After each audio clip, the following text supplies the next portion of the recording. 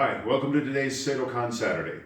So, I've been talking about, you haven't said anything, I've been talking about different ways to derive the self-defense applications from Kata, known as bunkai, or analyzing the Kata for its meaning. Today I want to talk about, maybe demonstrate a little bit, about the value of Kata for Kata's sake. Kata are the prearranged sets that you see karate practitioners go through. They look like they're fights against multiple opponents, but as we've discussed previously, that's not the case. They're practice drills to build towards self-defense. But even removing the self-defense concepts out of kata, there is value in kata practice for kata's sake. Almost all sports or physical activities have some method of solo practice. If you're playing tennis, you can practice hitting a ball against a wall by yourself or just going through the mechanics of the swing. In golf, it's not uncommon to swing without the ball, and they're often taught that way on purpose, in fact, to perfect the swing first and then just let the ball get in the way. Kind of the same concept as with kata. We want to perfect our punch and our kick and our block and our throw, and then the opponent just happens to be there and we do the same movement pattern that we did in kata. So, kata for kata's sake, though, beyond its applications, teaches us balance at first and foremost. I can't count how many times, and many of you will probably remember when you began and you started moving and you were trying to find how your weight distribution and find where that centeredness is on your feet and sit on with your hip back or your back straight or balance with your leg up. All of those balance positions, both standing in place and moving and again hitting a solid position with balance, are practiced in kata. So balance is one of the first key things. If you go back to the first 3 or 4 videos, Seidokan Saturday 1, 2, and 3, where I talk about economy of motion and hip power and stance, and then go forward to 12 and 13 with stance and footwork and agility, all of those things are taught within kata. Balance, both standing and in movement, are important concepts that kata teaches. Secondly, as mentioned in the stance video, body weight shifting. Am I in a forward body weight where my hips are toward my front foot? Am I in a back seated body weight where my weight is toward the back foot? Am I standing entirely on one leg? Am I centered? Am I centered with my body half facing my opponent? Am I centered with my body full facing? All of those balance and body position, body weight shifting positions are taught within the kata. Agility. Agility means the ability to change direction in motion without losing balance. So kata is our way in karate of teaching at a rudimentary level agility. Now naturally that has to be sped up if we're doing self-defense or other combatives to a combative pace. But in really simple terms, if I'm moving, I've gone in this direction, and now I'm going to shift and go in this direction, and taking the entire center of my body with me. Agility, for example, let's say in football, if I'm running in one direction and I want to change, I have to plant, and if I allow my center of gravity or my body weight or my body posture to go off, I can't make that change of direction as effectively, which I covered in previous videos.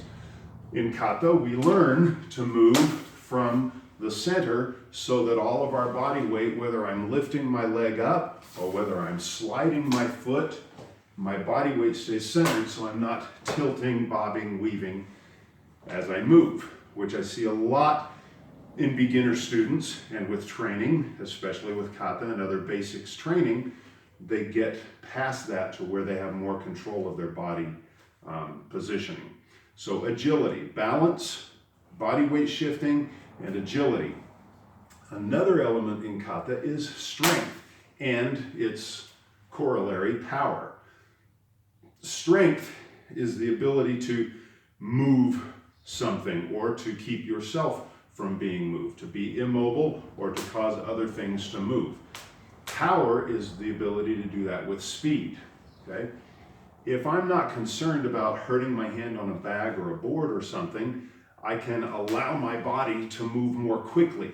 And so we learn to produce power and through fast motion instead of feeling like I have to pull or adjust my movement.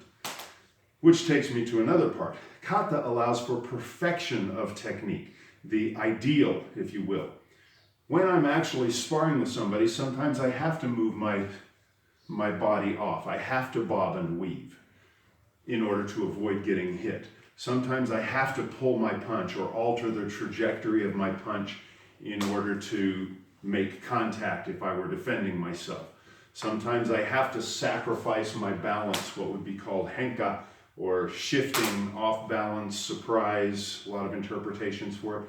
But the idea of doing something unexpected in order to defend myself. In kata, however, we eliminate the adjustment and imperfection factor, and we shoot for perfection of the technique. The strongest fist, the fastest punch, the most solid position in our stance, the best visualization, the idealized, perfect combative encounter can be practiced in kata, where with a live opponent, we're always having to adjust, shift, change height. Everything has to change a little bit. So in terms of self-perfection or inner perfection, the concept of kata seeking perfection is a useful tool. We learn to put combinations of strikes together, combinations of throws, punches, and kicks together, combinations of movements with footwork, the ability to do a move in one direction, do another move in another direction, shift, face another direction, shift, make another movement, change positions. All of those combinations of movements are taught within kata.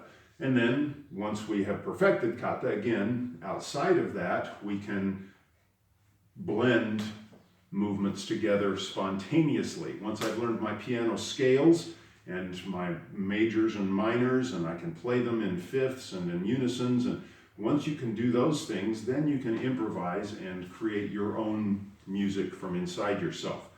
But the techniques have to be mastered first, okay? Lastly, the kata teaches us where the emphasis is. My mom used to say, you're putting the emphasis on the wrong syllable, meaning that sometimes we take a basic move, and I covered this back in videos on blocks and punches. We put the emphasis, for example, in kaboom, we put the emphasis on the ka and make it ka-boom or ka-boom instead of kaboom. So for an example, if I'm doing an uchi-uke, an inside-out block, if I punch forward hard and then do this, that's ka-boom. But what really happens more often than not is it's ka-boom, and the boom loses its boom. Instead, it should be kaboom.